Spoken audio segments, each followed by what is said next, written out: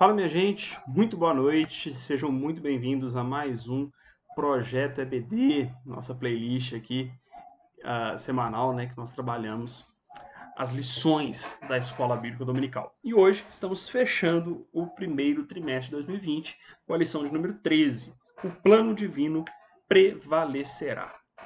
Bom, primeiramente, né, agradecer aqui o nosso pastor Clóvis Júnior, sua esposa, a pastora Jaqueline, que sempre nos incentivam, né, a fazer aqui o Projeto EBD, a missionária Carla também, a nossa superintendente da Escola Bíblica, que sempre também nos incentiva, nos ajuda, e aí nos dá esse espaço aqui, né? Então fica o nosso muito obrigado. E principalmente, gente, você que acompanha aqui no meu canal pessoal, não deixa de se inscrever no canal da igreja, tá? O link está na descrição. Por quê? Mês que vem, Apocalipse. E, Marcelo, mas por que? Você vai parar de fazer no seu canal pessoal? Não, vai continuar sendo nos dois. Mas, no canal da igreja, semana que vem, dia 1º de abril, na sexta-feira à noite, nós teremos uma live com outros professores, outras perspectivas, sobre um panorama de todas as lições. Um panorama de todas as lições sobre Apocalipse. Gente, imperdível, tá? Só que essa live é só no canal da igreja, beleza? Então se inscreve lá, ativa o sininho, siga também a igreja no Instagram, né, que lá tem as notificações, calendário da igreja, enfim. E, de novo, o convite para você participar da nossa Escola Bíblica Dominical, todo domingo, às 8h30 da manhã. Beleza? Então, é isso, né? Os nossos agradecimentos, os nossos recados. Vamos, então, para o resumo da aula. O plano divino prevalecerá. Ezequiel, capítulo 48, versículo 35 é o texto base. Diz assim: E o nome da cidade, desde aquele dia, será O Senhor está ali. A lição, essa última lição, ela vai trabalhar 3 aspectos. Primeiro, a questão que a igreja sempre sofreu ataques, né? O plano de Deus sempre sofreu ataques, sempre se tentou minar os planos de Deus. Segundo, ressaltar que os planos de Deus têm um propósito escatológico, ou seja, tem um propósito que ele vai chegar até o fim conforme Deus estabeleceu. Tá? Então toda a história está nas mãos de Deus. Amém? E por fim, ensinar o que quer dizer essa expressão, o Senhor estará ali. Ok? Muito bem, então vamos lá.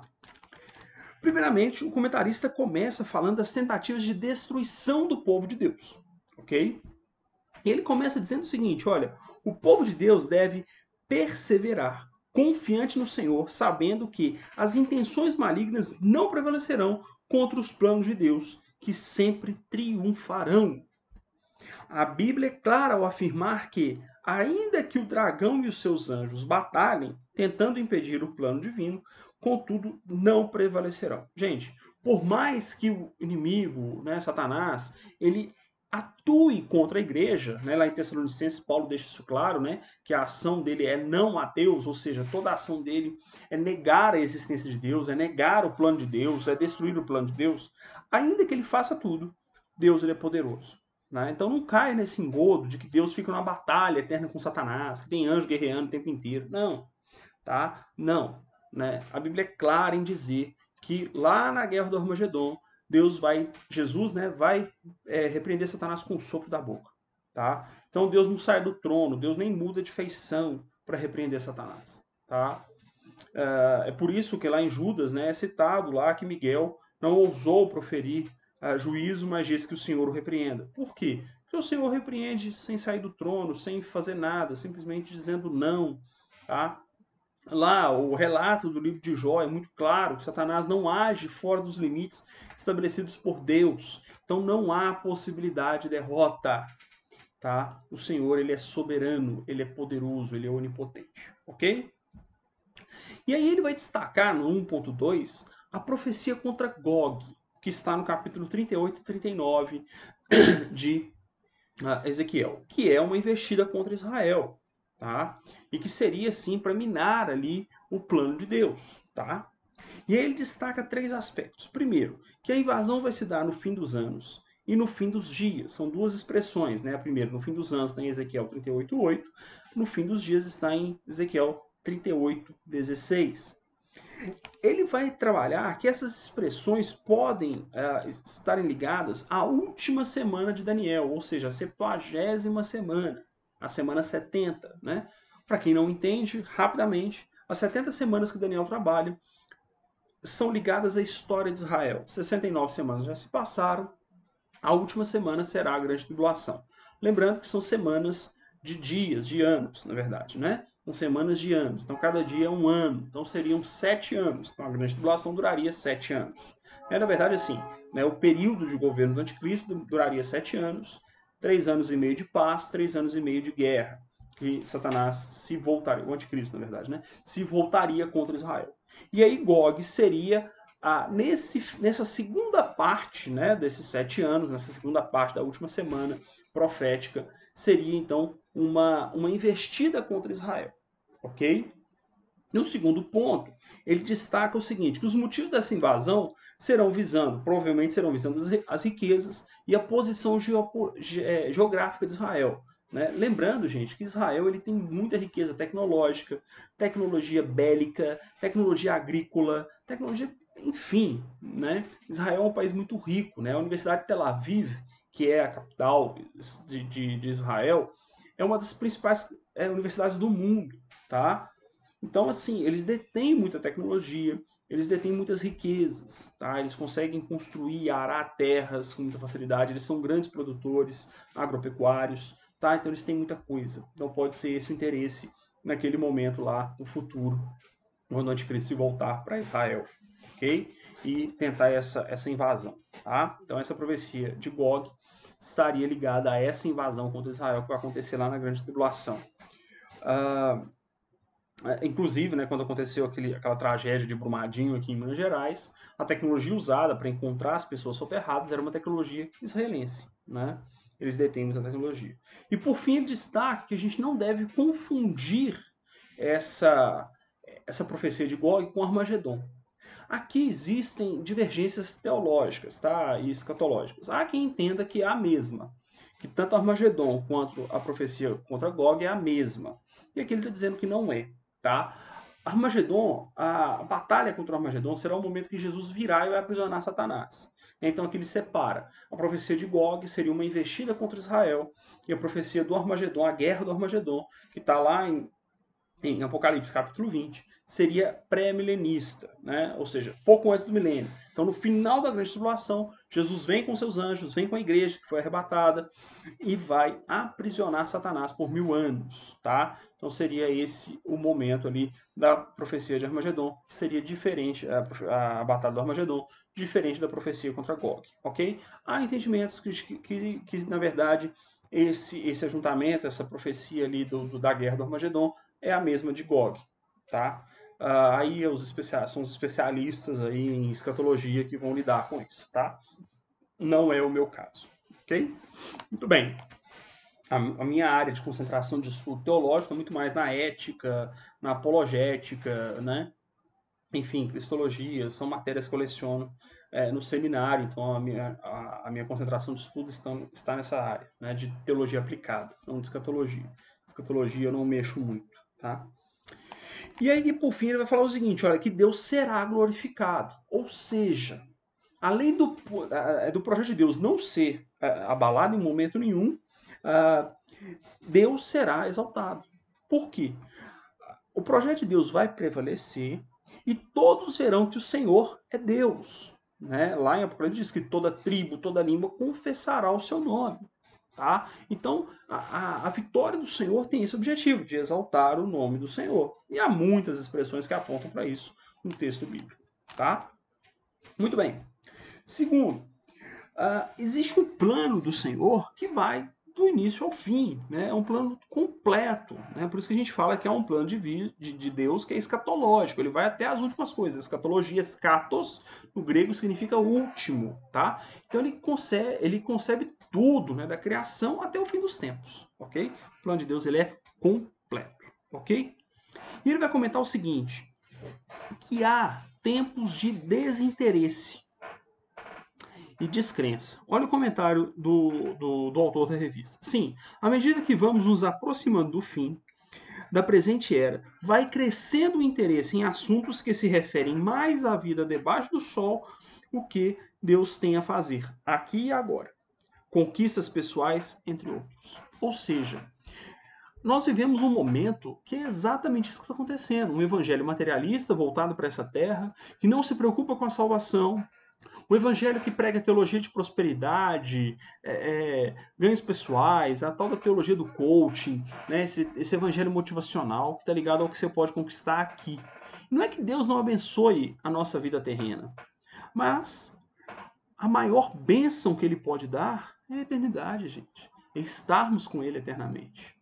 Tá? Deus não nos daria nada se Ele não nos desse Ele mesmo. Né? Porque tudo aqui é passageiro. Então, assim, é a apostasia, é a descrença que Paulo nos alerta, que Jesus nos alerta em seu ministério, que muitos vão se desviar da fé. Tá? Nós vivemos exatamente esse momento. Muito bem. E aí ele vai trabalhar como que Jesus nos ensinou sobre os últimos dias. Jesus nos fala sobre os últimos dias. Ele diz assim: notar que a primeira bem-aventurança descrita no último livro da Bíblia se refere a ler, ouvir e guardar a mensagem apocalíptica, acompanhada de uma advertência, porque o tempo está próximo. Gente, eu até comentei aqui que não é muito a minha concentração de estudo a escatologia, mas perceba uma coisa: quando eu falo isso, eu não estou dizendo que ela não é importante. Eu estou dizendo que eu não me concentro nela de maneira acadêmica. Tá? Mas você precisa ter em mente que Jesus virá, ok? Que isso é uma realidade, Jesus vai voltar, ok? Que nós temos que estar preparados, ok? Ou seja, a escatologia ela é uma parte essencial do cristianismo, ok? Mesmo que você não tenha o interesse de estudar a fundo as profecias, como eu não tenho, né? Mas entender que nós esperamos a iminente volta de Cristo, que existem sinais que estão acontecendo na sociedade, na natureza, tá? E dentro das igrejas, ok?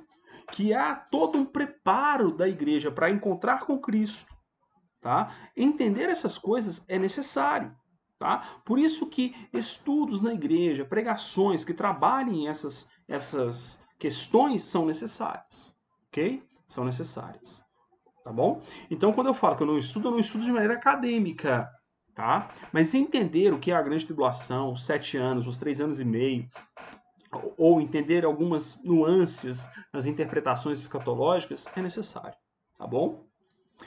Para um cristão comum, é essencial entender que há sinais que apontam para a volta de Cristo. Violência, amor se esfriando, a própria apostasia, o abandono da fé, o abandono das preocupações. Entender o abandono da preocupação com a eternidade, entender que isso são sinais da volta do Senhor, é essencial para qualquer cristão. Tá bom? Lembrando que o próprio Senhor Jesus traz o ensino sobre os últimos tempos, Mateus 24, Mateus 24 e 25, Marcos capítulo 13, Lucas capítulo 12, tá? Lucas 21 também vai tratar um pouco disso também, tá bom? E aí, por fim, ele vai trabalhar a esperança da igreja. A nossa esperança é a volta do Senhor. E o comentarista vai dizer assim, olha, nossa esperança como povo de Deus não se resume ao nosso viver aqui e agora, vivenciando o dia a dia neste mundo. Também somos exortados a aguardarmos a bem-aventurada esperança, como descreveu o apóstolo Paulo em Tito capítulo 2, versículo 13. Gente, nós precisamos ter essa esperança da volta do Senhor viva em nosso coração. Esperança não é espera. Esperança é mais que uma espera. Eu costumo dizer, claro que de maneira bem rasa, que esperança é uma espera ativa. Tá? É uma espera que você anseia por aquilo. Isso é esperança. Não é espera. Espera é você cruzar os braços e esperar. Esperança não. Esperança é você desejar, é você querer. Só que diferente da esperança comum, nós não esperamos algo que pode acontecer. Nós esperamos por algo que vai acontecer, que é certeza. Amém? E desejamos por isso. Nós glorificamos, nós atuamos, nós fazemos por onde estamos cada vez mais perto desse acontecimento. Amém? Muito bem. E por último, ele vai trabalhar essa expressão que o Senhor está ali. Ele vai começar falando do quem vencer. Quem vencer? Ele vai dizer assim, ó, sabemos que Cristo venceu, mas também sabemos que mesmo estando em Cristo, enquanto neste mundo, precisamos perseverar e lutar contra o pecado, o mundo e os seres espirituais da maldade, fortalecidos no Senhor e na força do seu poder. Efésios capítulo 6, versículo 10. Gente, é importante entendermos o seguinte, Cristo venceu. E quando ele diz, tem de bom ânimo, eu venci o mundo, o texto para aqui, tá? Ele não fala, vós também vencereis. Não. O que nós temos que entender é que o Senhor nos chama a sermos participantes da sua vitória. Ou seja, a vitória é de Cristo, tá? Aqueles que se entregarem a Cristo, ele permite que nós participemos da vitória dele. A vitória não é sua, efetivamente. Não é você que vence. Por isso esse acréscimo é tão errado. Tá? Eu venci, tem de bom ânimo, eu venci o mundo. E vocês participarão da minha vitória. Vocês receberão as bênçãos que ele conquistou. Tá? Ou seja, como se ele dissesse, olha, vocês vão receber as bênçãos que eu conquistei. Ponto. É só isso. Tá? Não acrescente textos à Bíblia, ao texto sagrado. Tá? Por mais que pareça que a compreensão te leve a isso, acrescentar vai desvirtuar. Porque não somos nós que venceremos, mas participaremos da vitória dele, se aceitarmos, se nos curvarmos a ele. Ok? A vitória nunca é nossa. Nós somos, enquanto homens, derrotados pelo pecado, mas em Cristo somos lavados do nosso pecado. Ele venceu o pecado, nós somos mortos, éramos mortos em delitos e pecados, ele veio e nos ressuscitou, tá? Nos resgatou, ok? Ele nos resgatou. Nós somos passivos em tudo isso. Ok? Nós não temos nenhuma atuação nisso. Ok? A única coisa que aí entende, aí dá para entender, né? Com todo respeito aos irmãos que entendem diferente, a única escolha que fazemos é de nos render a Cristo, de nos jogar no chão e falar, Senhor, tem misericórdia de mim. É só isso. Tá? Você simplesmente se rende. Você simplesmente não resiste à ação do Senhor. Ok? E aí ele vai trabalhar então um segundo ponto, a santificação. Ele diz assim, encontramos em toda a Bíblia exortações e um chamado ao povo de Deus para um viver santo, pois o Senhor é santo. A esperança mencionada no tópico anterior deve mover-nos à purificação. Temos responsabilidade no processo de purificação. Gente, é o que eu acabei de falar. Se você não se rende, não permite que o Espírito Santo molde o seu caráter e você continua abraçando o pecado, aí está a sua responsabilidade. Tá?